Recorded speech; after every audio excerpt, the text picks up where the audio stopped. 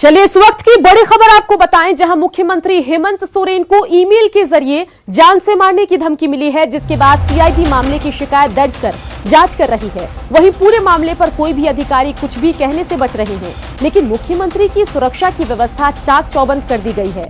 सूत्रों से मिली जानकारी के अनुसार हेमंत सोरेन के ईमेल पर यह धमकी मिली है। मामला कितना गंभीर है, इसका अंदाजा इसी से लगाया जा सकता है कि धमकी के बाद से ही मुख्यमंत्री के अंगरक्षकों को विशेष चौकसी बरतने का निर्देश दिया गया। वहीं मामले में आईपी एड्रेस के सहारे आरोपी तक पहुंचने का प्रयास किया जा रहा है।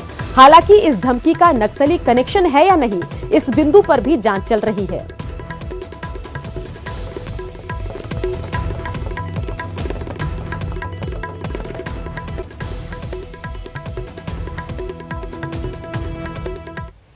मुख्यमंत्री हेमंत सोरेन को ईमेल पर धमकी दिए जाने पर जेएमएम ने कड़ी प्रतिक्रिया दी। पार्टी के केंद्रीय प्रवक्ता मनोज पांडे ने कहा कि सीएम की लोकप्रियता से घबराकर ऐसी कार्रवाई की गई है।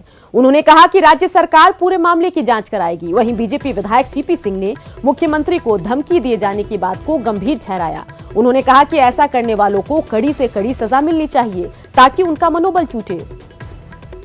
झारखंड हित में, झारखंडियों के हित में जो कार्य किए जा रहे हैं, उससे लगता है कि मुझे कुछ लोगों में व्याकुलता बढ़ गई है, घबराहट बढ़ गई है। उसी का नतीजा है। और मैं समझता हूँ सरकार और सरकार में बैठे जो आला अधिकारी हैं, इसको संज्ञान में लेंगे, गंभीरता से लेंगे और इसका उद्भेदन होगा। जो लोग भी इस साजिश में शामिल होंगे उनको बेनकाब किया जाएगा और कानून काम करेगी अपना। यदि इस राज्य के माननीय मुख्यमंत्री हेमंत सोरेन जी को ईमेल के जरिए कोई धमकी देता है तो बहुत ही बेहद संगीन बात है और इसमें थोड़ी भी देरी नहीं करनी चाहिए। तुरंत उसका पता लगाकर और कड़ा से कड़ा दंड देना चाहिए। सवाल है कि किसी की इतनी औकात हो गई कि वो सीएम को जान से मारने की धमकी दे। सरकार ने लापरवाही बरती तो लोगों का मनोबल बढ़ेगा। तो मनोबल को बढ़ाना नहीं है बल्कि मनोबल को गिराना है। इसलिए जल्द से जल्द कार्रवाई। झारखंड में कोरोना संक्रमण की रफ्तार थमती नहीं दिख रही। कल भी राज्य में 207 नए कोरोना पॉजिटिव मिले। इसी के साथ राज्य में कोरोना संक्रमित मरीजों की संख्या 4783 तक पहुंच गई। कल राज्य के 18 जिलों से कोरोना मरीज मिले। इसमें रांची से 41, जबकि गढ़वा से 32 और हजारीबाग से 26 मरीज मिले। वहीं कल इलाज के दौरान 4 कोरोना पॉजिटिव की मौत हुई। इसी के साथ कोरोना से अब तक 42 लोगों की मौत हो चुकी है। राज्य में अब कोरोना के 2228 एक्टिव केस हैं, जबकि 2513 संक्रमितों ने कोरोना को मात दी है।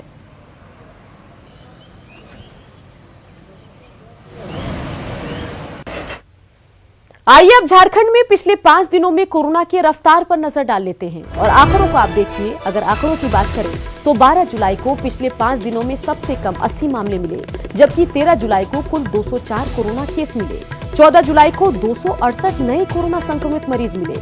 वहीं 15 जुलाई को सबसे अधिक 316 नए पॉजिटिव केस मिले। वहीं बात 16 जुलाई की करें तो कल कोरोना के 207 मरीज मिले, जिसके बाद कोरोना संक्रमित मरीजों की संख्या 4783 तक पहुंच गई है।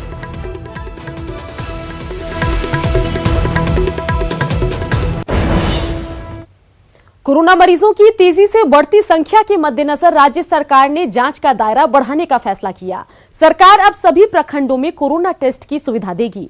खुद कई दिनों तक होम क्वारंटीन रहने के बाद सीएम हेमंत सोरेन ने प्रोजेक्ट भवन में अधिकारियों के साथ कोरोना के हालात की समीक्षा की। उन्होंने कहा कि घर बैठे कोरोना से संबंधित मेडिकल जानकारी के लिए सरकार जल्द ही कंट्रोल रूम बनाने जा रही है। हर जिले में आज कोरोना टेस्टिंग का व्यवस्था उपलब्ध है और वो बहुत जल्द हम लोग प्रखंड स्तर में भी ये जांच की प्रक्रिया को प्रारंभ भी करने जा रहे हैं।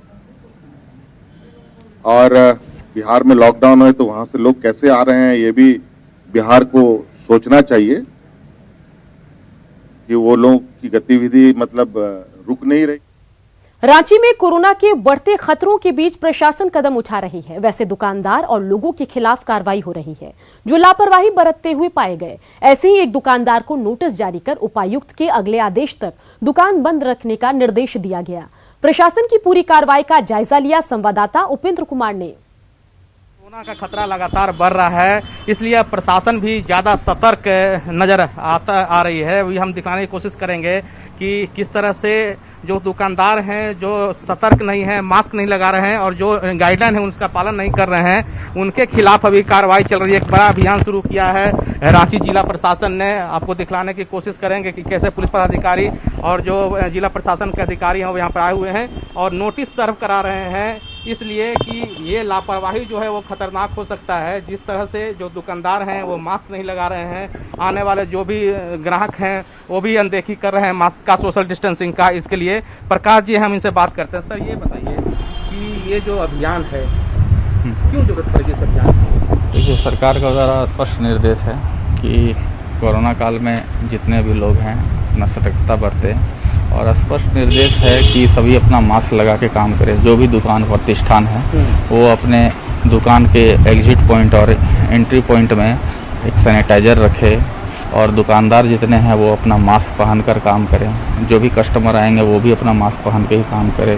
जो खरीदारी करें। आज आप जो देखे कि एक कपड़ा दुकान में भी गए, आप वहाँ पे नोटिस दिया और दुकान बंद करने को कहा, फिर अभी एक बर्तन दुकानदार के यहाँ आए हुए हैं, तो इसमें नोटिस के बाद क्या होगा? नोटिस के बाद ये उपायुक्त महोदय के यहाँ अपना एक सौकौज देखें और सौकौज का जवाब मिलने के बाद जो उचित कार्रवाई होगा उसके बाद दुकान खोलने का तत्काल अभी दुकान को बंद करना है। तो बिल्कुल साफ है कि कोरोना के खिलाफ अब जिला प्रशासन, रांची जिला प्रशासन ने सख्त रुख तैयार किया है और नोटिस सर्व कराया जा रहा है, क्योंकि यहाँ पर न तो सैनिटाइजर की व्यवस्था थी, न यहाँ के दुकानदार मास्क लगाए हुए थे। पुलिस और प्रशासन को देखते हुए मास्क लगाना इन लोगों ने शुरू किया था। तो इस तरह से कह सकते हैं कि एक सख्त रुख है जिला प्रशासन का, सिर्फ इसलिए कि कोरोना का खतरा कम हो, लोग सेफ रहें, सुरक्षित रहें। कैमरामैन शाहनवाज के साथ उपेंद्र, न्यूज 18 रांची। राजधानी रांची में, जी हां, झारखंड में कोरोना से सबसे ज्यादा प्रभावित राजधानी रांची है। कोरोना को लेकर लोग कितने लापरवाह हैं ये हम आपको दिखाते हैं। हमारे संवाददाता संजय कुमार सिन्हा ने लालपुर बाजार का जायजा लिया, जहां लोग मास्क को लेकर बहाने बनाते नजर आए। आप खुद देखिए। राजधानी रांची में हर दिन कोरोना मरीजों की संख्या में इजाफा नजर आ रहा है। हम इस समय खड़े हैं रांची के लालपुर सब्जी बाजार में। कि आप देख सकते हैं कि किस तरह लोग यहाँ पर अपना तो अपने चेहरे पर मास्क लगाए हैं और न ही किसी तरह का कोई गमछा है। सब्जी विक्रेता भी खुलेआम सोशल डिस्टेंसिंग कर लीजिए या सुरक्षा मानकों की किस तरह अनदेखी हो रही है। आपने अपने चेहरे पर मास्क नहीं लगाया है, इधर वजन करने से कैसे नहीं, इधर बिजी है से लेने लगा है, कोई नहीं। काफ़ी देर से हम आपको देख रहे हैं कि आपने जो भी आप दुकानदारी कर रहे हैं, बिल्कुल आप बिना न चेहरे पर गमछा है न मास्क आपके चेहरे पर। क्या आपके पास मास्क नहीं है? मास्क तो है ही, मास्क तो है ही। तो आप देख सकते हैं किस तरह यहाँ पर दुकानदारी हो रही है। लोग आ रहे हैं, बात कर रहे हैं और सब्जी जो खरीदने के लिए पहुँचे हैं। यहाँ भी देखिए, आपने मास्क नहीं लगाया, मास्क घर में छोड़ गया। तो देखा आपने कि यहाँ पर जो खरीदने के लिए सब्जी पहुँचे हैं, जो बेचने के लिए बैठे हैं, हाल क्या है यहाँ पर। हम कुछ और लोगों से बात करते हैं। आप देख सकते हैं कि ये पूरा बाजार जो लालपुर का सब्जी बाजार है, और भले ही आपको बहुत ज़्यादा भीड़ नज़र नहीं आ रही हो, लेकिन यहाँ पर बहुत कम लोगों के चेहरे पर मास्क या गमछा है। अभी हमारे पहुँचने पर लोगों ने अपने चेहरे पर मास्क या गमछा लगाया है। आप यहाँ भी देख सकते हैं। क्या भाई आपने अपने चेहरे पर कोई मास्क नहीं लगाया? रखे थैला में थोड़ा सा रखे हैं। तो मास्क पॉकेट पर है, नाक में नहीं है, पॉकेट में उन्होंने मास्क रखा है। आप एक थोड़ा साइड होंगे, आप देख सकते हैं यहाँ पर, हम साइड में भी, यहाँ पर जो लोग हैं यहाँ पर किस तरह उन्होंने चेहरे पर मास्क नहीं लगाया है। क्या भैया आपने मास्क नहीं लगाया चेहरे पर? आपके पास मास्क नहीं है? है सर, लेकिन लगा नहीं पाए हड़बड़ी में। ज़्यादातर लोग यही कर रहे हैं कि उनके पास मास्क है लेकिन उन्होंने लगाया नहीं है। आप देखेंगे कि लालपुर बाज़ार में हालांकि लोगों की भीड़ बहुत ज़्यादा नहीं है, बावजूद इसके जो सब्जी विक्रेता हैं जो खरीदने के लिए पहुंचे हैं, उन्होंने न तो चेहरे पर मास्क लगाया है और न ही उनके चेहरे पर कोई गमछा है जिससे उनकी खुद की सुरक्षा हो सके। कैमरामैन संजय सिंह के साथ संजय कुमार सिन्हा, न्यूज 18 रांची। हजारीबाग में चोरी के आरोप में पकड़े गए एक मरीज ने पुलिस प्रशासन के नाक में दम कर रखा है। आरोपी कोरोना से संक्रमित है और गुरुवार को पुलिस के हाथ से तीसरी बार फरार हो गया। चोर संक्रमित मरीज को एम्बुलेंस से हजारीबाग से रिम्स कोविड अस्पताल ले जाया जा रहा था। इससे पहले भी वो कोविड वार्ड से 2 बार फरार हो चुका है। बता दें कि 1 सप्ताह पहले चोरी के आरोप में कोर्रा थाना पुलिस ने इसे पकड़ा था, जिसके बाद कोरोना टेस्ट में ये पॉजिटिव निकला। इसी आरोपी की वजह से हजारीबाग के सदर थाना और कोर्रा थाने को सील कर दिया गया था। वहीं 29 अधिकारी और जवान भी संक्रमित पाए गए थे।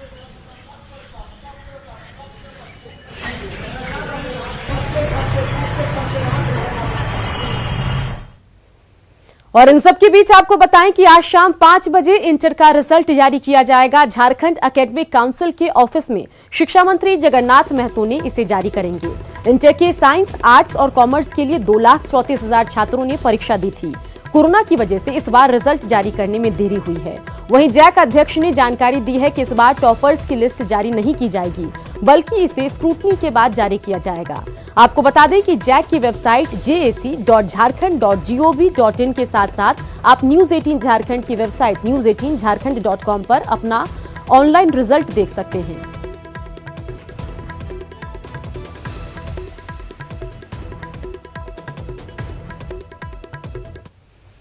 साहिबगंज में गंगा नदी उफान पर है और खतरे के निशान के करीब है। गंगा के जलस्तर बढ़ने से शहर के निचले इलाकों में बाढ़ का खतरा मंडराने लगा है। गंगा के बढ़ते जलस्तर का जायजा लिया संवाददाता निशांत कुमार ने। जलस्तर तेजी से बढ़ रहा है। आप देखिए कि जो गंगा का जो लेवल जो मीटर है, उससे आप अंदाजा लगा सकते हैं कि किस तरीके से गंगा का जलस्तर जो लगातार बढ़ रहा है। केंद्रीय जल आयोग की रिपोर्ट की माने तो गंगा खतरे के निशान से महज 66 सेंटीमीटर नीचे है और खतरे के निशान पार करने के साथ ही जो गंगा का जलस्तर है वो काफ़ी तेजी से बढ़ेगा और ये धीरे धीरे जो शहरी इलाका है वो गंगा का पानी जो है वो उस शहरी इलाके में भी लगातार बढ़ता चला जाएगा और जो दियारा का इलाका है उसकी परेशानी भी वो दोगुनी होने वाली है। जो नगर परिषद के इलाके में गंगा में जो लोग रहते हैं वो भी इससे प्रभावित होंगे। यहाँ पे गंगा तट पे मौजूद लोग हैं, ये बताएंगे कि अभी क्या पोजीशन है। तो बढ़ते जा रहा है पानी गंगा का बाढ़। शहरी इलाका में भी रुक रहा है पानी धीरे धीरे। थोड़ा पानी चल गया है शहरी इलाका में और घर तक भी चल गया है थोड़ा पानी बाढ़ पीड़ित का। अब पानी तेजी से बढ़ रहा है बहुत, अभी बाढ़ पीड़ित का भी जगह भी पानी बढ़ रहा है। जो दियारा इलाका है वो तो गंगा के पानी से प्रभावित है ही, जहाँ मकई के खेत के साथ साथ घरों में पानी डूबने लगा है। वहीं गंगा खतरे के निशान के ऊपर पार होते ही नगर परिषद एरिया भी वो गंगा का जल प्रभावित उसे करेगा। निशांत, न्यूज 18 साहिबगंज। पाकुड़ में करोड़ों रुपए खर्च कर चेक पोस्ट बनाया गया, लेकिन आज तक चेक पोस्ट की शुरुआत नहीं की गई। धुलियान पथ में चांदपुर के निकट झारखंड और बंगाल की सीमा पर यह चेक पोस्ट बनाया गया है। चेक पोस्ट में बने केबिन टूट फूट कर बर्बाद हो रहे हैं। 5 साल पहले बने चेक पोस्ट का दरवाजा भी गायब है। वहीं कई सामानों पर चोरों ने हाथ साफ कर लिया है। संवाददाता कुंदन कुमार ने इस जर्जर चेक पोस्ट का जायजा लिया। चेक पोस्ट का आपको नज़ारा दिखाना चाहेंगे कि यहाँ पर कांटा घर भी बनाया गया है। जो वाहन है वो आता जाता भी है और ठीक उसी के ऊपर से आता जाता है। यहाँ पर करोड़ों रुपया खर्च करके चेक पोस्ट बनाया गया था ताकि सरकार को राजस्व की वसूली हो सके, लेकिन यह चेक पोस्ट कारगर नहीं हो पाया है, चालू नहीं किया गया है। जो चेक पोस्ट के लिए केबिन बनाए गए थे वो सारा टूट फूट गया है। अब झाड़ जंगल अपना जगह बना रहा है। पाकुड़ धुलियान पथ पर यह चेक पोस्ट स्थित है और दोनों ओर इस तरह का करोड़ों रुपये की लागत से यहाँ पर ये चेक पोस्ट का जो है केबिन बनाया गया था और काफ़ी नीचे था। नीचे से मिट्टी भर करके इसको काफ़ी ऊपर लाया गया है और तब इसको बनाया गया है। लेकिन इसके बावजूद इस चेक पोस्ट को अभी तक खोला नहीं जा सका है। कोई भी पदाधिकारी इस मामले में कुछ भी कहने से इनकार करते हैं। वाहन आती जाती है और यहाँ पर यह भी देखने को मिलता है कि वाहन चालकों को किसी तरह के पदाधिकारी का भय देखने को नहीं मिलता है। ये आराम से कांटा घर के ऊपर से चढ़ते हैं और चले जाते हैं। यानी बने हुए 5 साल बीत जाने के बाद भी आज तक इस चेक पोस्ट का शुरुआत नहीं किया गया है। कुंदन कुमार, न्यूज 18 पाकुड़। कोरोना बीमारी का असर देवघर के त्रिकुट पहाड़ी पर स्थित रोपवे सेवा पर भी पड़ा है। कोरोना के कारण रोपवे सेवा बंद है, जिसके कारण यहां के दुकानदारों को काफी परेशानी हो रही है। त्रिकुट पहाड़ी पर कोरोना का कितना असर पड़ा, जायजा लिया संवाददाता ऋतुराज सिन्हा ने। का एकमात्र रोपवे देवघर में स्थित है। इस वक्त मैं त्रिकुट पे हूँ। आप देख सकते हैं कि यहाँ पे सिर्फ पर्यटक के भरोसे यहाँ का जो जितने भी दुकान है वो चलती थी, सिर्फ पर्यटक। लेकिन लॉकडाउन के कारण पिछले 4 महीना के लगभग लॉकडाउन होने वाला है और इस दौरान एक भी दुकान यहाँ पर नहीं खुला। सावन माह में तो ऐसे भी पाबंदी लगा हुआ है, न तो तीर्थयात्री आ रहे, न बाहरी प्रवेश किसी का हो रहा है। ऐसे में जितने भी दुकान हैं यहाँ पर सारे के सारे बंद है, जिनकी जीविकोपार्जन सिर्फ यही त्रिकुट पर्वत पे पर्यटकों के द्वारा होता था, लेकिन इस बार एकदम पूरा सब के सब दुकान बंद है। यहाँ पर एक दुकानदार है, उनसे जानना चाहते हैं क्या परेशानी हो रही है उनकी। हम लोग पर्यटक के ही भरोसे यहाँ आश्रित है, आनी जीविका हम लोग पर्यटक के। इतना परेशानी हो रहा है जिसका वर्णन नहीं है, क्या बताएंगे। चुपचाप बैठे हुए हैं। इसमें कुछ सरकार भी हम लोग को ध्यान दिया जाए, जिसके कारण अच्छा रहे, सुखी संपन्न बढ़िया रहे।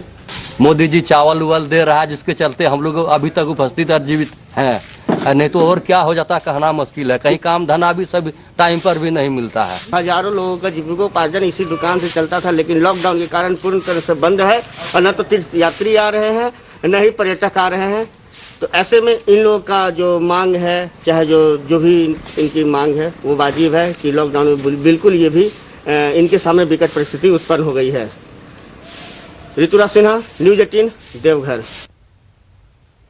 लगातार चलता रहेगा खबरों का सफर, देखते रहिए न्यूज़ 18 बिहार झारखंड।